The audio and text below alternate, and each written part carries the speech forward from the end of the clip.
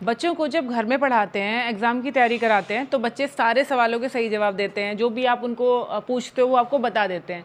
लेकिन जब वही चीज़ें स्कूल में पूछी जाती हैं तो बच्चे कर नहीं पाते। ऐसा बहुत सारे पेरेंट्स ने देखा होगा, बहुत सारे ट्यूशन टीचर भी ये चीज़ बोलते हैं कि हमने तो पूरी तैयारी कराई है, लेकिन जब एग्ज़ाम में बच्चा गया तो फिर वहाँ पे वो नहीं लिख के आया।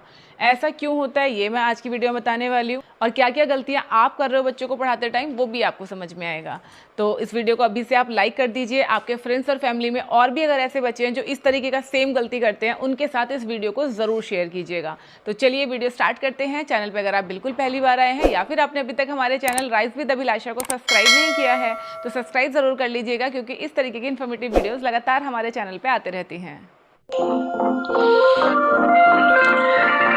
देखिए फ्रेंड्स, अक्सर हम लोग किस तरह से बच्चों को तैयारी करवाते हैं। जैसे मान लीजिए 5 चैप्टर एग्जाम में आने वाले हैं, तो हम वो 5 चैप्टर का बच्चों को जो है बुक रीडिंग करा देंगे, और जो भी क्वेश्चन आंसर्स वगैरह, जो भी सवाल जवाब लिखवाए गए हैं स्कूल में, नोटबुक में जो भी चीज़ें हैं, टेक्स्ट बुक में जो भी चीज़ें हैं, वो हम उनको लर्न करा देते हैं।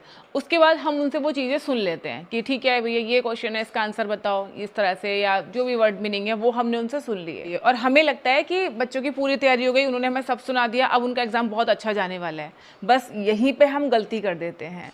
काफ़ी बच्चे ऐसे होते हैं जो आप उनसे कुछ पूछोगे तो वो आपको जवाब देंगे। जैसे कि अगर मैं एक बहुत छोटे से एग्जांपल से आपको समझाती हूँ। जैसे कि आपने उनसे बोला कि इन 2 डिजिट को ऐड कर दो, तो वो फटाफट से ऐड कर देंगे, बिल्कुल सही ऐड कर देंगे। लेकिन जब वो एग्ज़ाम देने स्कूल में जाते हैं तो वहाँ पे कोई उनको ये नहीं बोलता कि इन 2 डिजिट को ऐड कर दो। उनको सिर्फ लिखा हुआ मिलता है ऐड दीज डिजिट्स।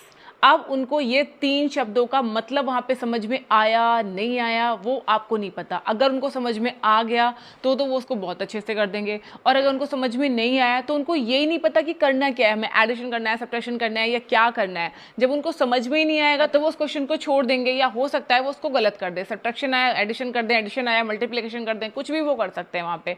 यानी कि अगर बच्चों को शब्द समझ में नहीं आ रहे हैं, ठीक से रीडिंग नहीं आ रही है, तो बहुत ज़्यादा चांसेस हैं कि बच्चे घर में तो आपको सब चीज़ें करके दिखाएंगे लेकिन एग्ज़ाम रूम में नहीं कर पाएंगे। तो ये तो बात हो गई कि कर क्यों नहीं पाते हैं। दूसरी बात आती है कि भाई अब हमें करना क्या चाहिए। आपको सिंपली क्या करना है, आप अपने बच्चों के जो टीचर्स हैं उनसे आप ब्लूप्रिंट मंगा लीजिए। ब्लूप्रिंट का मतलब होता है कि किस तरीके का क्वेश्चन पेपर आने वाला है, क्या उसका परफॉर्मा होगा। जैसे कि पहला क्वेश्चन हो सकता है मल्टीपल चॉइस का आए, दूसरे में जो है शॉर्ट क्वेश्चन आंसर आए, फिर लॉन्ग क्वेश्चन आंसर आए, फिर वर्ड मीनिंग आए, मतलब वो किस सिक्वेंस में आने वाला है वो आप ब्लूप्रिंट स्कूल से मंगा लीजिए, और उसी तरीके के क्वेश्चन पेपर्स आप रेडी करके बच्चों को दीजिए। इसके साथ साथ मैंने अपनी पिछली वीडियो में आपको बताया था कि वर्कशीट्स आप कैसे घर पे बना सकते हो। बहुत सारे वर्कशीट के थ्रू आप एग्जाम की तैयारी बच्चों को करा सकते हो। ये एग्जाम की तैयारी कराने का सबसे अच्छा तरीका है, और उसमें आप बच्चों को बोल के मत बताओ कि तुम्हें ये करना है, इसमें ये करना है, इसमें ये करना है, नहीं। आप सिर्फ उनको बना के दे दो, जैसा कि स्कूल में एग्जाम होता है वैसा एग्जाम पेपर आप घर पे बना के बच्चों को दो, और उनको बोलो कि इसको आप करो। जब आप इस तरह से प्रैक्टिस कराओगे ना तो बच्चा बड़े आराम से स्कूल में भी कर लेगा, क्योंकि उसको समझ में आ जाएगा कि भाई मुझे पढ़ना कैसे है, और आपको भी समझ में आएगा कि बच्चा गलती कहाँ कहाँ करता है।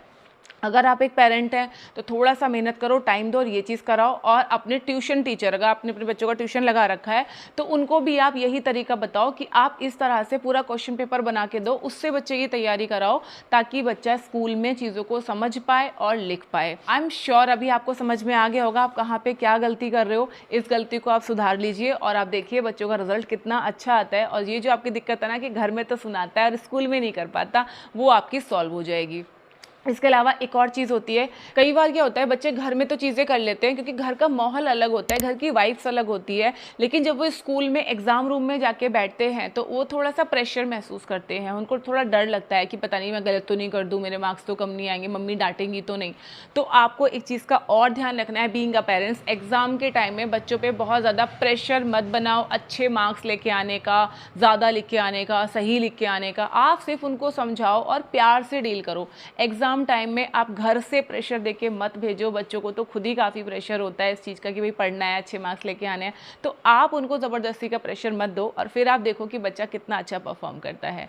आई होप इस वीडियो से आपको कई चीज़ें समझ में आई होंगी। इस वीडियो को अपने फ्रेंड्स और फैमिली में शेयर ज़रूर कीजिए, और आप किस टॉपिक पर वीडियो देखना चाहते हैं वो भी कॉमेंट सेक्शन में लिख दीजिए। तो चलिए मिलते हैं नेक्स्ट किसी वीडियो में, तब तक के लिए नमस्ते।